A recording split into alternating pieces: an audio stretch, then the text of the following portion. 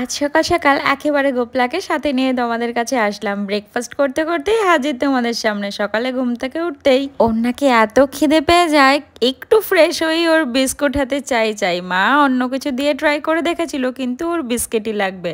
আর Thursday ফুলের সাজিটা দেখতে এত বেশি সুন্দর লাগে, মনটাই যেন কেড়ে নিয়ে চলে যায়। যেহেতু আজকে ঘট বসানো হয়, তাই আমের পল্লব, দূর্বা, কত কিছুই না থাকে। এত সব ফুল কিন্তু অন্যান্য দিনও থাকে, কিন্তু থার্সডেতে যেন ঝুড়ি ভর্তি ফুলগুলো দেখতে আরো অসম্ভব সুন্দর লাগে।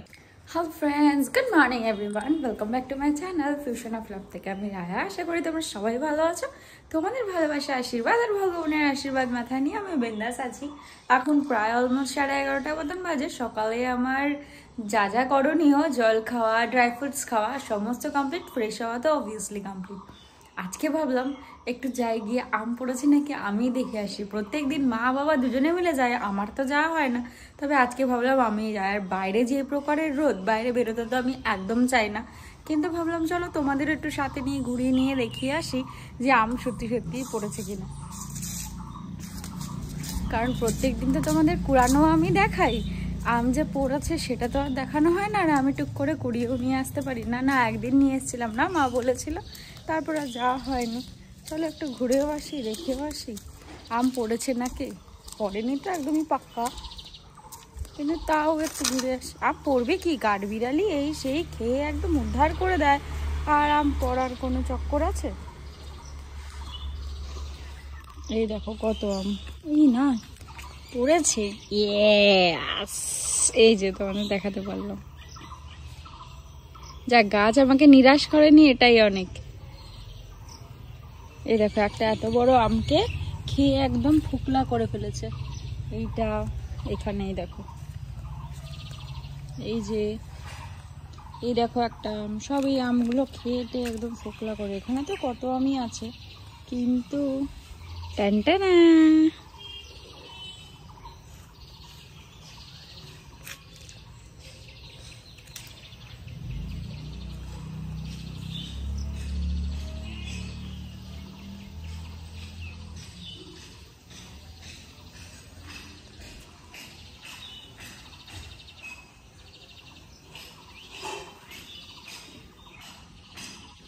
চলো ঘরে যাই। আর বেশিক্ষণ রোদে দাঁড়ানো আমার পক্ষে সম্ভব না, যার জন্য বেরিয়েছিলাম সেটা সাকসেস।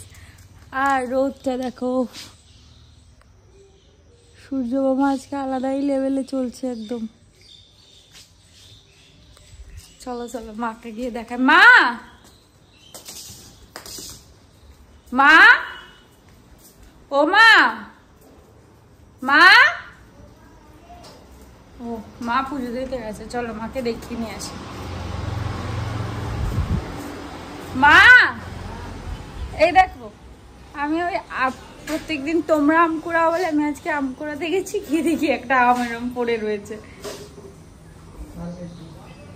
প্রতিদিন এখানে একটা, দুটো, তিনটে, চারটে, পাঁচটা, যখন গাছের যেমন মনে হয় তেমন আম পড়তে থাকে। কোনোদিন একটা, তো কোনোদিনে দেখো গেলাম, আবার আজকে কিছুক্ষণ পরে যাব। মানে তোমরা তো এখন কিচেনে নিয়ে আসলাম, এখন রান্না বান্না করবো। রান্না বান্না করতে করতে একবার মাঝে তোমাদেরকে নিয়ে যাব ঘোরাতে, তখনও দেখবো তখনও পড়ে আছে। বাবা দুপুরবেলা এসে একবারে গাছের তলায় যায়, একবার ঘুরে আসে। মা তো এসেই একবার যাবে, পুজো দিয়ে এসে গাছের তলায়। তোমরা তো জানোই চলতে থাকে। আর দেরি করা যাবে না। এই আম কুড়াতে গিয়ে অনেকটা লেট হয়েছে, এবার রান্না বসাই, না হলে আজকে আর দুপুরে আম কুড়ানোর আনন্দে খাওয়া হবে না।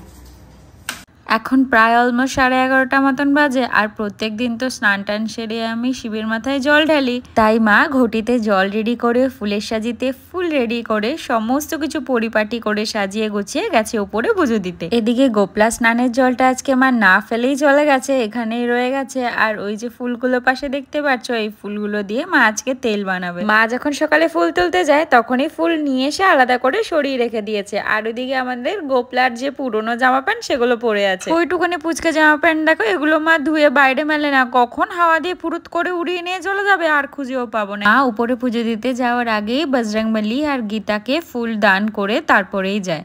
তোমাদের কিচেনে নিয়ে এসে রান্না শুরুও করে দিলাম, কারণ এই গরমে যত তাড়াতাড়ি রান্না কমপ্লিট করা যায় ততই ভালো।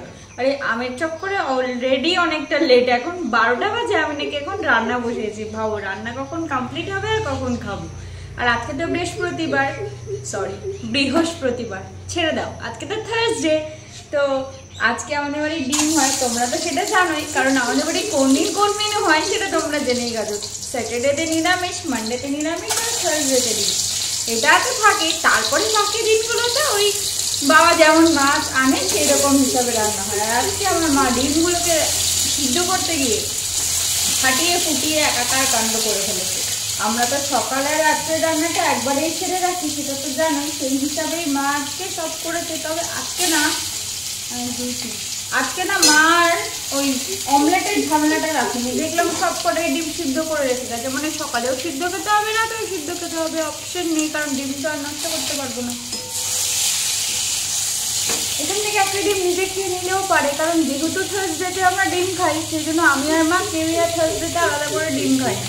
কারণ সকালে একটা খাওয়া হয়, রাত্রে একটা খাওয়া হয়, তাহলে 3টে খাওয়া হয়ে যাবে, সেই জন্য আর খাই না। তাহলে প্রত্যেকদিন আমি আর মা সকালে একটা করে ডিম খাওয়ার চেষ্টা করি, স্যাটারডে মানডে বাদ দিয়ে।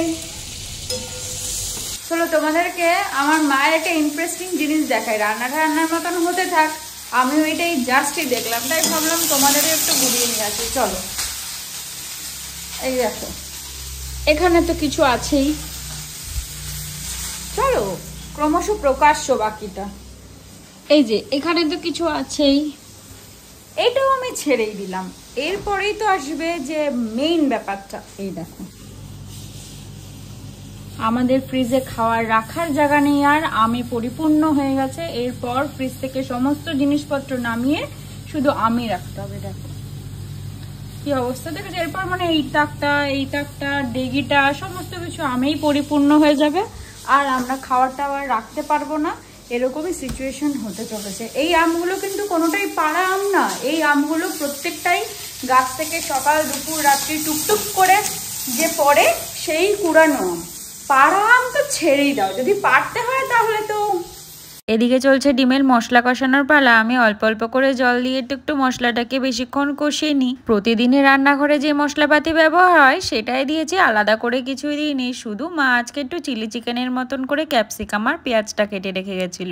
এদিকে আমি আরেকটা রান্নার জন্য মশলাটা একটু পেস্ট করে নিচ্ছি। সাদা সর্ষে, কালো সর্ষে, একটু পোস্ত, এখানে লঙ্কা, আর এখানে টমেটো ব্যবহার করবে না, ধনের গুঁড়ো, জিরের গুঁড়ো আর নুন, ব্যাস। এই যে যার জন্য এত মশলাপাতির তোড়জোড়, এখন রান্না হচ্ছে ভেন্ডি পোস্ত। এটা আমি কোনোদিনও রান্না করিনি, আজকে ফার্স্ট টাইমই রান্না করছি। কড়াইতে সাদা তেলে কালো জিরা ফোড়ন দিয়ে সেখানে ভেন্ডিগুলো দিয়ে একটু ভাজা ভাজা হতেই তাতে পেঁয়াজ দিয়ে আরো ভালো করে ভাজা ভাজা করে মশলাগুলো দিয়ে দিলাম, ব্যাস। এখন প্রায় অলমোস্ট 1টা মতন বাজে, আমার রান্না বান্না পুরোপুরি কমপ্লিট হয়ে গেছে। আর এই গরমে আমার চুল তো পুরো ঘেমে নিয়ে একাকার কাণ্ড, তাই ভাবলাম একটু চুলটা ছেড়ে এখানে কিছুক্ষণ বসে একটু রেস্ট নিই, তারপরে স্নান করতে যাব। এত গরম না, এই গরমকালটাতে এইটুখানি সময় রান্নাঘরে থাকতেই আমি হাঁপিয়ে যাই। আর মা সকাল থেকে যে কি করে দৌড়ায় সেটাই বুঝে উঠতে পারি না। মা পুজো দিয়ে এসে গোপলার যে স্নানের জলটা থাকে সেটা প্রথমে ফেলে একবারে আমতলা থেকে একটু ঢুমেরে এসে জামা কাপড়গুলো যে শুকোতে দিয়ে আসে সেগুলো একবারে ঘরে নিয়ে চলে আসে। কারণ মা যেই সময় জামা কাপড় মেলে সেই সাত সকালবেলা, এখন তো শুকিয়ে কাট হয়ে গেছে জামা কাপড়। ঘরে ঢুকেই আজ লেগেছে বেড গোছাতে, বেডটা উল্টো পাল্টা করাই আছে, আর কাকিও চলে আসবে ঘর মুছতে। আমি আজকে না বেডটা গোছাতে পারিনি, বলতে পারো ভুলে গেছি, সময় পাইনি বলাটা খুবই ভুল কথা হবে। আর আমার মা কোনো কাজ পড়ে আছে সেটা দেখে মুখ ঘুরিয়ে চলে যাবে, সেটা তো পসিবলই না। তার জন্য মায়ের একটার পর একটা কাজ যেন ভাগ করা থাকে। এমনিতে নিজের কাজ করে কুলিয়ে শেষ করতে পারে না, তারপর আবার আমার পরিচর্যা। এমন পাগলের মতন চুল উঠতে দেখে আমার তো মাথা খারাপ হওয়ার জোগাড়, আর সেটাকে সামলাতে মায়ের তো হাত লাগাতেই হলো। এই জাস্ট আসলাম স্নান টান করে, আর এই যে আমার মহারাজগন্ধের আজকে অনেক জবা ফুল দিয়ে পুজো দিতে পেরেছি। দেখো আজকে অনেক ভর্তি জবা ফুল ছিল, সেই দিয়ে আজকে আমার মহারথীগন্ধের পুজো দিয়েছি। আর পুজো শেষ হতে না হতেই এদিকে নেমেছে বৃষ্টি, আর মা খাওয়ার জন্য চিল্লাচ্ছে। পুজোটা কমপ্লিট না করে কি করে খাই, অলরেডি 3টে বেজে গেছে। বৃষ্টিটার কি বাজে অবস্থা দেখো, না হচ্ছে জোরে না হচ্ছে আস্তে, চারিদিক অন্ধকার করে বৃষ্টি। এরম আকাশে কে বৃষ্টি হয়।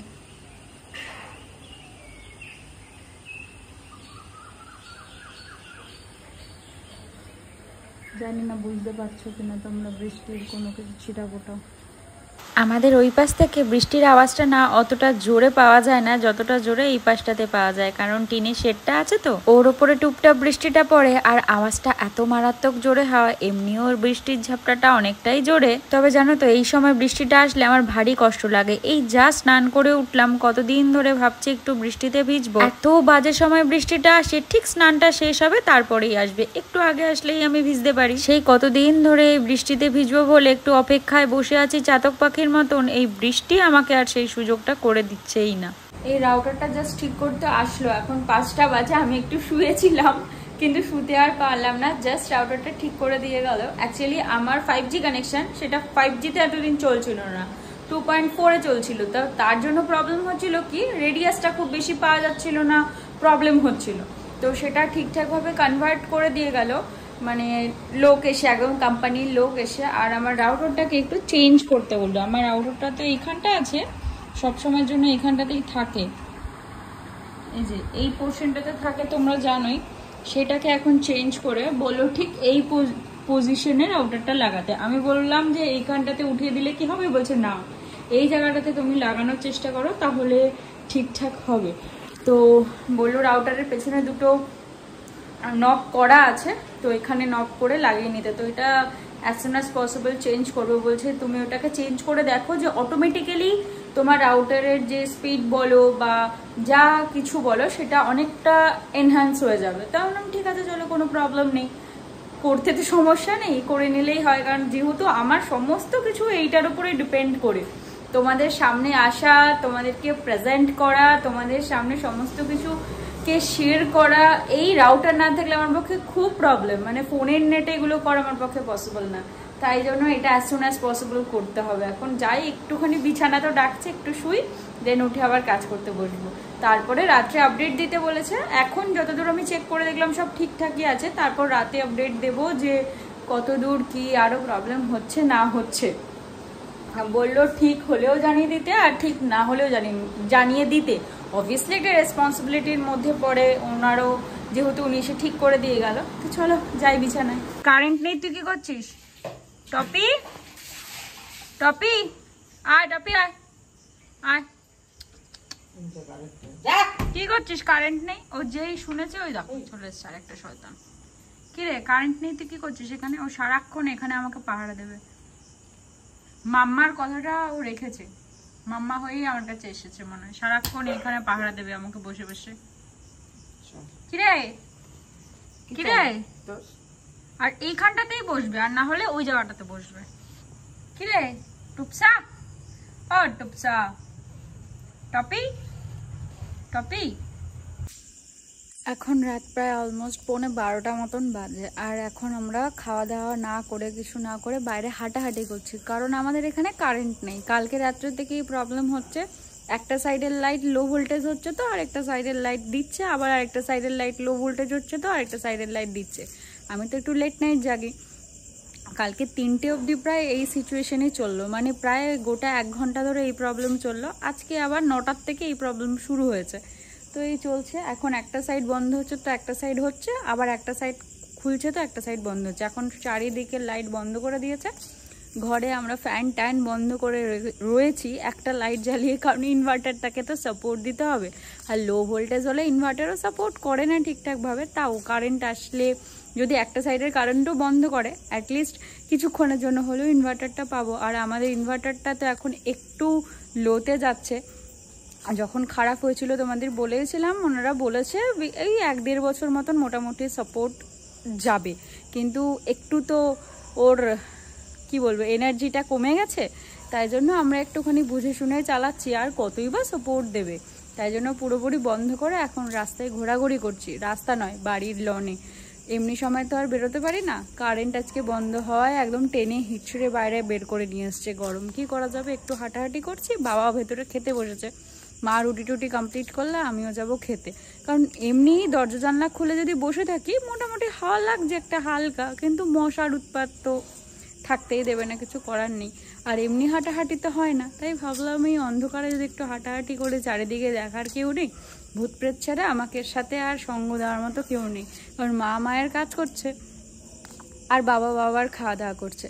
ভয় একটু লাগছে, এত বড় একটা কথা বললাম, আমি তো ভয় পাই ঠিকই, কিন্তু ওই একটু মনে সাহস নিয়ে ভগবানের নাম নিয়ে হাঁটাহাঁটি করছে এই আর কি। চলো তোমরা একটু সাথ দাও আমাকে, কারণ তোমাদের সাথে সাথ না দিলে একা একা হাঁটাহাঁটি করতে করতে বোর হব। বাইরে বেরোতেই আজ হঠাৎই প্লেনের হদিশ পেলাম, তাই ভাবলাম তোমাদেরকেও একটু সাথে নিয়ে দেখাই। দেখো ওই বাড়িতে এইসব জিনিস তো খুব কমন ব্যাপার, তবে এইখানে এইসব জিনিস দেখাটা একটু সময় সাপেক্ষই বলতে পারো। চারিদিক ঘুটঘুটে অন্ধকার, শুধু ভেসে আসছে এই অন্ধকারের মায়াজাল কাটিয়ে অসংখ্য ঝিঝিপোকার আওয়াজ। আশেপাশের লোকজন এক আধটা গরমের জ্বালায় থাকলেও এই অন্ধকারের কালো পর্দা তার দেখার অবকাশ রাখেনি। শুধু এই অন্ধকারের বুকে আকাশের এই নীল রঙে ভরসা। তবে সে যাই হোক, কখনো কখনো এমন অন্ধকারের সাথে গল্প করার মুহূর্তটা উপভোগ করার কিন্তু একটা আলাদা মজা আছে। তবে তোমাদের আর আড্ডায় সামিল না করে বিশ্রাম দিলাম, কাল আবার একটা নতুন গল্পে সামিল হতে হবে। তো তবে আজ এখান থেকেই সবটা শেষ করলাম। তোমরা ভালো থেকো, সুস্থ থেকো, সাবধানে থেকো। আর পুরো ভিডিও ভালো লাগলে একটা লাইক করে দিও, কমেন্ট করে জানিও কেমন লাগলো, আর সাবস্ক্রাইব করে সাপোর্ট করে পাশে থাকার কথা তো আর বলারই দরকার নেই। আমার পথ চলার সঙ্গী হয়ে এভাবেই তোমরা আমার পাশে থেকো সবসময়। বাই বাই আজকের মতো।